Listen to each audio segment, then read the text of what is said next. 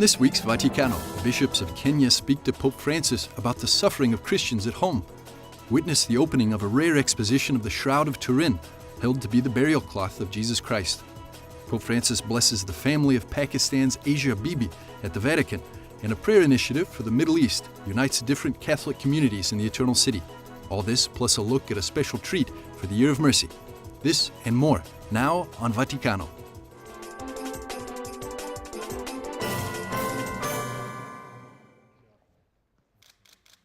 Bishops of the African nation of Kenya were in Rome for a week this month, visiting Vatican departments and the Pope himself. They were here as part of a periodic visit called an ad limina, in which they visit the tombs of the Saints Peter and Paul. Their meeting with the successor of Peter was a highlight. There has been a very great experience meeting this humble Pope. Very humble, very down to earth. He is just a man whom you discuss with. Yesterday we had a whole morning with him from 10 o'clock to midday. And he opened the discussion by welcoming us, and he said, you just say anything, you can even criticize the Holy Father. So we spoke very calmly and very nicely, and we expressed our sharings. He did not have a written speech. We just shared our pastoral aspirations, our problems in Kenya, of the church in Kenya, and our political problems, and so on. The bishops come to Rome shortly after Islamic militants from a group known as Al-Shabaab attacked Garissa University College in northeastern Kenya. Officially, 148 people died in the April 2nd attack. Bishop Anthony Irieri thinks the problems stem from politics with the neighboring nation Somalia. The greatest challenge currently is the flourishing of, let us say, the Muslims are the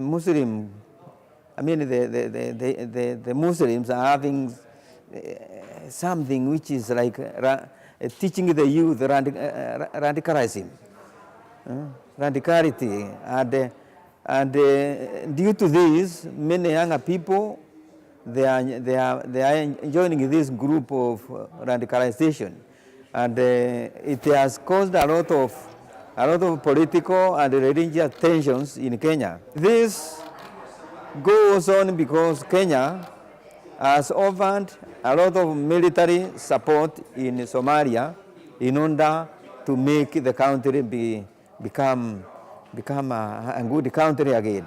So because of this, some of the Muslims they have sworn to fight against Kenya, but we are not. The government of Kenya is not pulling back. We are going to continue with the peacekeeping and helping Somalia in the military of AMISOM military. There are 7.5 million baptized Catholics in Kenya, amounting to approximately 33% of the population. They are divided into 24 dioceses, plus the Apostolic Vicariate of Isiolo, where Monsignor Irieri serves.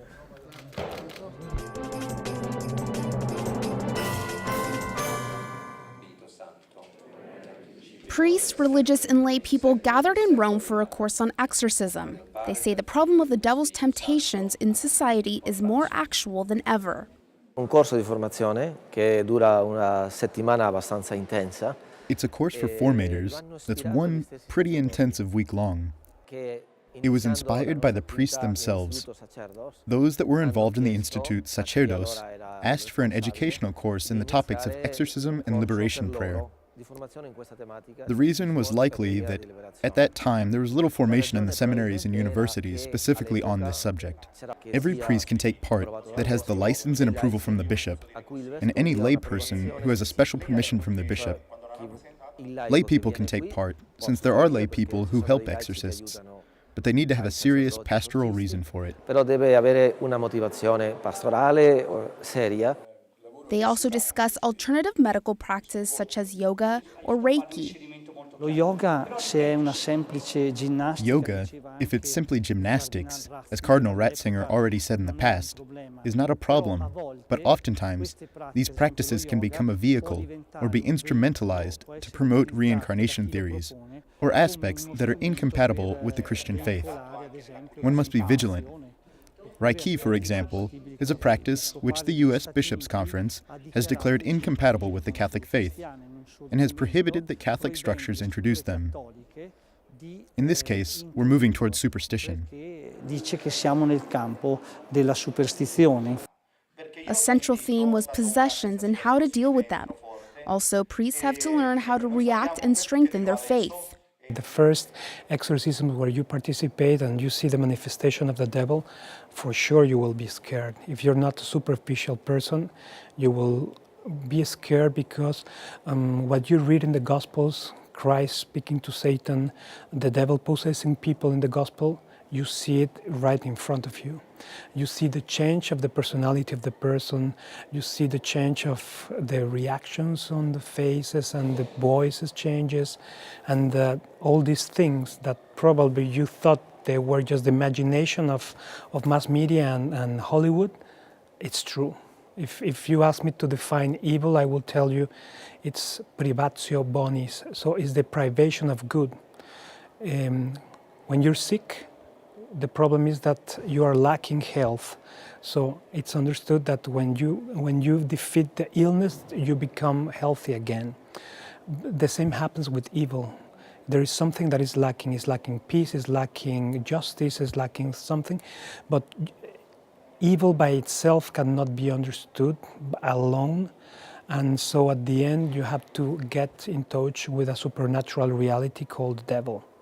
And just what you can read in the scripture, not only in the Catholic faith, but also Hebrews believe in this satanic figure, and also Muslims believe in that.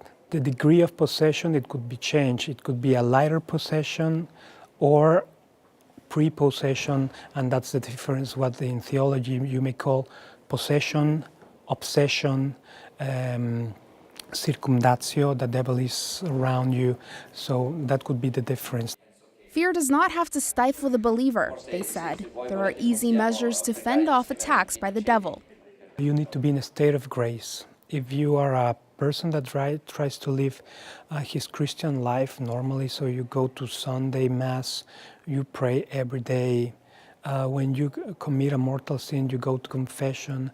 When you are proposed to go to, I don't know, to some certain type of rituals, you don't go, and your girlfriend invites you to go and read yourself cards, you don't go.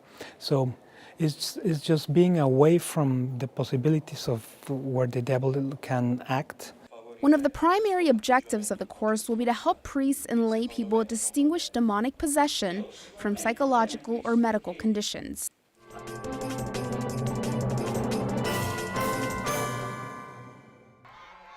In this week's general audience, Pope Francis continued his meditation on the complementarity and difference of man and woman. God places full confidence in man and woman, but the evil one put the shadow of distrust and suspicion, leading them to disobey God and to destroy the harmony between them. Their relationship begins to be besieged by 1,000 forms of deceptive seduction, humiliation, and even violence. All of this has increased distrust and the difficulty of a full alliance between man and woman who are capable of an intimate relationship of communion and respect for differences. At the same time, a stable and generative alliance between the two has been devalued, which is always a great loss for everyone. How important it is to re-evaluate marriage and the family.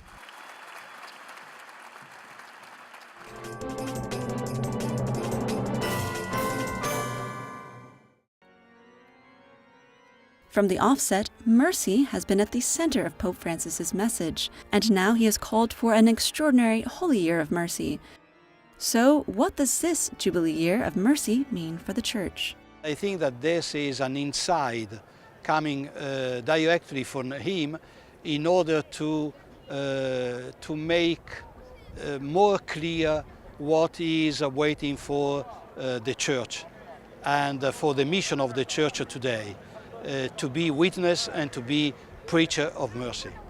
Although it doesn't start until December, the year was officially convoked on April 12th in St. Peter's Basilica in the presence of the Pope. He left a document called a papal bull, which includes his vision for how the year should be observed. The board is also a document in which you can perceive the intent of Pope Francis, and you can find also the concrete initiatives that we should have during the Jubilee. But I think especially is a reflection made by the Holy Father that should be participate with all the Church in all the situation in which we are working for our pastoral work. I think especially to our diocese, to the parishes, to the television. I think about the movement, the association. So all the Church is engaged in the reflection of mercy, because the Jubilee, I think, should be also a change of mentality for the Church. The Church teaches that true mercy is found only in Jesus Christ, the Son sent by the merciful Father. And Archbishop Fisichella says that this mercy is found in the very face of Christ. Well, the face of mercy, it means that mercy is not an idea, but is a person. And this person is the face of Jesus Christ. But we should remember that face is not just something physical. When we speak about face, we speak about what we are. No one can change his face, because we are our face. And I think that face, it means also our emotion, our feeling, everything we are is expressed by our face. And for this reason, the face of mercy is Jesus Christ. The words of Jesus Christ, the deeds of Jesus Christ, all his person is in concrete mercy. The Holy Year will be inaugurated on December 8th of this year and last until November 20th of 2016.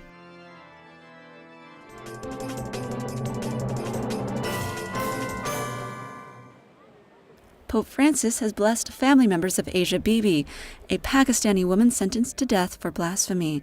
They continue to work for her release. Bibi's husband, Masi, and youngest daughter, 14-year-old Isham, briefly met with Pope Francis after his Wednesday general audience. We saw the Pope, and the Pope blessed us, and we kissed his hand, and the Pope encouraged us, and he told us he's going to do his best to find the freedom of Asia Bibi. Asia Bibi was convicted of violating Pakistan's strict blasphemy laws in 2010, an allegation she denies. She was sentenced to death in 2010, guilty of drinking water from a bucket owned by Muslim women. She is currently in prison awaiting her execution. Welcome back. You're watching Vaticano. In his Regina Coeli prayer, Pope Francis called the gathered faithful to be witnesses of the risen Christ. The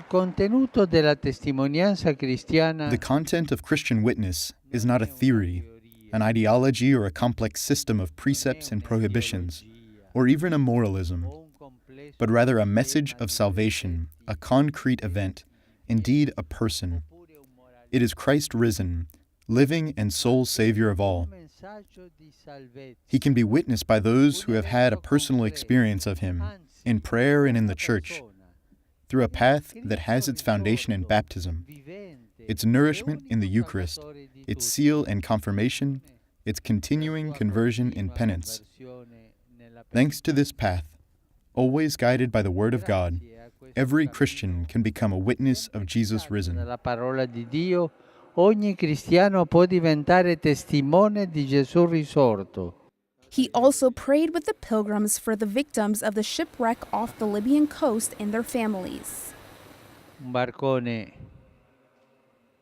carico di migranti. A boat carrying migrants capsized last night, roughly 60 miles off the Libyan coast, and it's feared that there are hundreds of victims. I express my deepest sorrow in the face of such a tragedy, and I assure for those lost and their families my remembrance and prayer.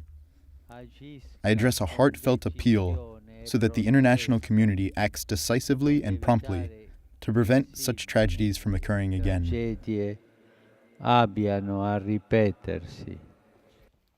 Pope Francis received the new ambassador of Slovenia in audience.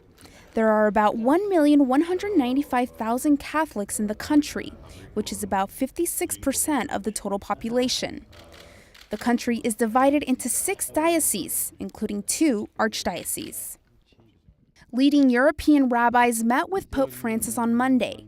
The meeting took place in the Vatican, the first time that a delegation of leading rabbis has ever met with the Pope there. The delegation will be led by Rabbi Pinchas Goldschmidt, president of the Conference of European Rabbis.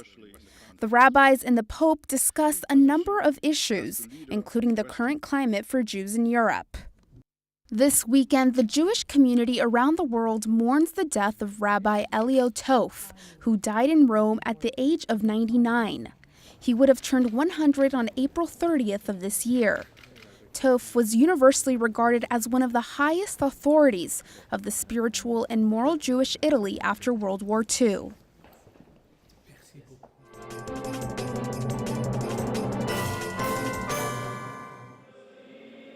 Ukrainians, Syrians, and Armenians gathered last week in Rome in the Church of Santa Maria ai Monti to pray for an end of violence and Christian persecution in their homelands.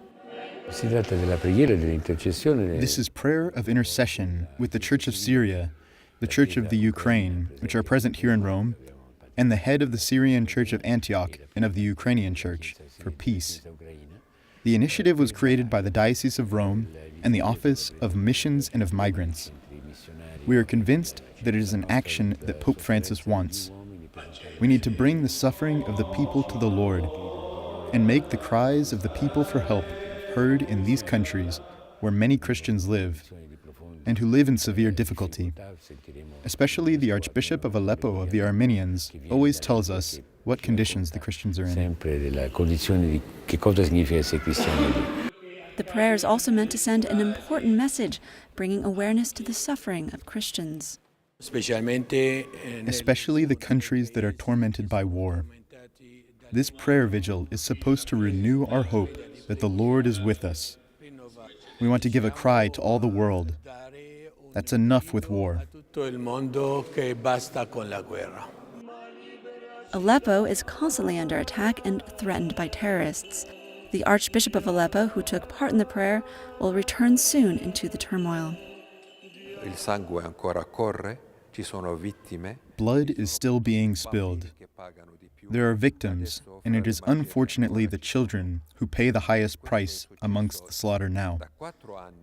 This has been going on for 4 years, but this last week, the Christian quarter of the Armenians was stricken. Our cathedral was targeted by very violent raids. The dome is gone, the roof is gone. The same is true for the Maronite and the Melkite church. People are afraid. They're afraid and they want to leave the city. We want to stay, but how can we stay? Well, food can be found, even without electricity, without water. But if there's no security, if every day something will crash and burn and death awaits you, how can you stay? We're making this call so that somebody can hear us.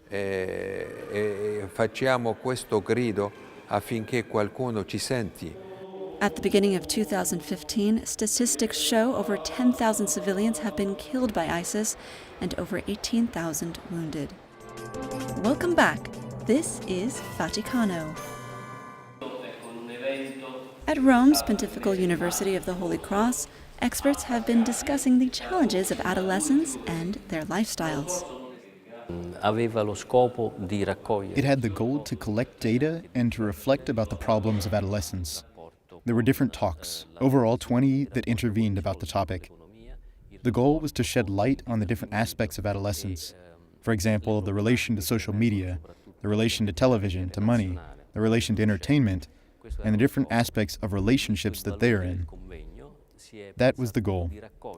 The value of the convention was to collect all the texts of the specialists in one volume that can be used not just by the professionals of the field, but also everybody that is close to adolescents, like parents, family, and chaperones. Whoever works with adolescents will find inspiration in this text.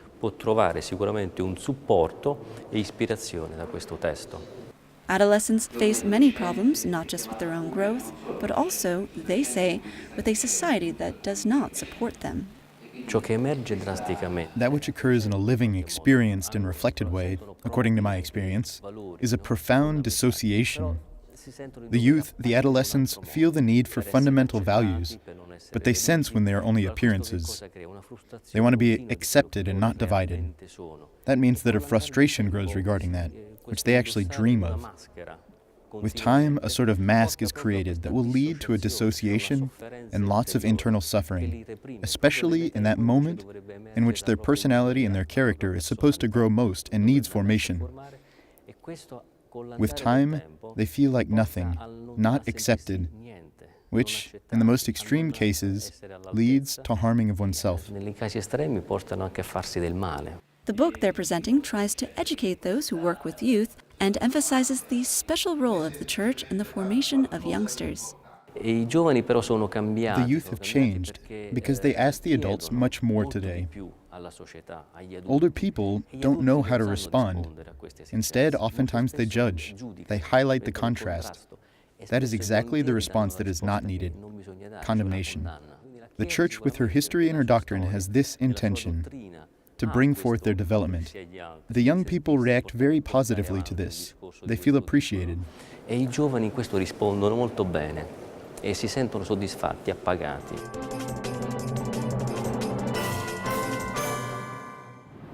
This is the beautiful northern Italian city of Turin, which is ready to welcome hundreds of thousands of pilgrims that are arriving since last Sunday to see the Holy Shroud at St. John the Baptist Cathedral. Questa sindone innanzitutto è una immagine. The shroud is first of all an image that, in its reality and complexity, presents accurately and precisely the sense, the meaning, and the appearance of what has been the passion and death of Jesus Christ. John Paul II called it the mirror of the gospel. So the Church proposes to give to each person the possibility to approach, through this object, the central mysteries of the Christian faith, the incarnation, the passion and death, and also the resurrection, witnessed by the empty tomb. We still have no scientific explanation of how this image could come into being. There have been several attempts, theories, also experiments to reproduce it, because obviously science can explain the phenomenon only when it is able to reproduce it. The blood stains can be explained, but the image itself is not yet able to be explained.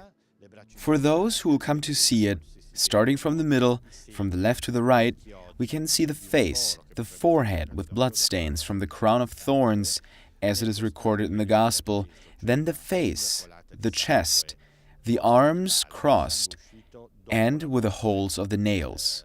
There is a gap that could be caused by a nail. There is a line of blood at the side that looks like a long line of post-mortal blood, outpoured blood after the death of this man. Then you can see the legs, the knees and feet where the bloodstains are. Starting again from the center to the right, we see the neck with bloodstains. We see his back with signs and features that are explained by the use of an instrument of torture that inflicted wounds. Further, you can see the legs and the sole and heel with the outline of a nail. All this together obviously cannot but recall the gospel narrative on what the origin of this image is. Evangelica, qualunque sia l'origine di questa immagine. The last exhibition was held 5 years ago and is a rare occasion. Before that, it was displayed just 4 other times over the last 40 years for public viewing.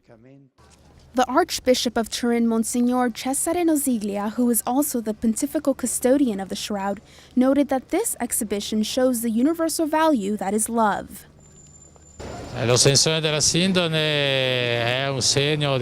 exhibition of the Shroud is a great sign of hope, peace, and communion that surrounds all humanity because of the greatest love manifested in the passion and death of Jesus Christ. It's a universal value. That